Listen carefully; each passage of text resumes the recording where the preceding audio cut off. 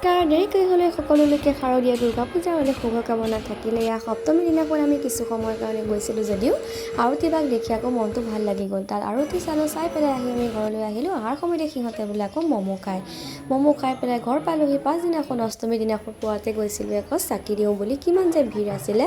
চাকি গছ দি আহি বোলে আবেলি এপাক চাওঁ বুলি ওলালোঁ, কিন্তু যি ধাৰাসাৰ বৰষুণ, বেছি সময় থাকিব নোৱাৰি গুচি আহিব লগা হ'ল। পাছদিনাখন এয়া ভণ্টি বাহঁতৰ সৈতে গৈছিলোঁ আমি নগাঁৱত পূজা চাবলৈ বুলি। সেইখন জাহাজখন যিমান ধুনীয়াকৈ বনাইছিলে, তাৰপিছতে এয়া গ'লোঁ আকৌ বেংগলী সন্মিলনৰ ফালে। তাত বনাইছিলে আমাৰ এয়া গোবৰ্ধন পাহাৰখন, ইমান ভাল লাগিছিলে। সকলো দেৱী যে কিমান ভাল লগা আছিলে। তাৰপিছত এই বেগটো যে আকৌ পূজাত কিনিছোঁ দেই। এইজনী আকৌ মোৰ বা, তাই মাজে মাজে অলপ জমনি কৰি থাকে। যি কি নহওক ষ্টাইল পূজাটো গ'লোঁ, বজাৰ কেইটামান কৰিলোঁ। তাৰপিছত আহি আকৌ আমাৰ পুৰণি বিধান পূজাৰ দেৱী বিসৰ্জন দিয়াৰ ওচৰলৈ আহিলোঁ। তাত আকৌ দুপাক নানাছিলে, মনটোৱে ভাল নালাগে। যি কি নহওক আজি পূজাৰ ইয়াৰ মানেই আছিলে। আজিলৈ আহিছোঁ, বাই বাই।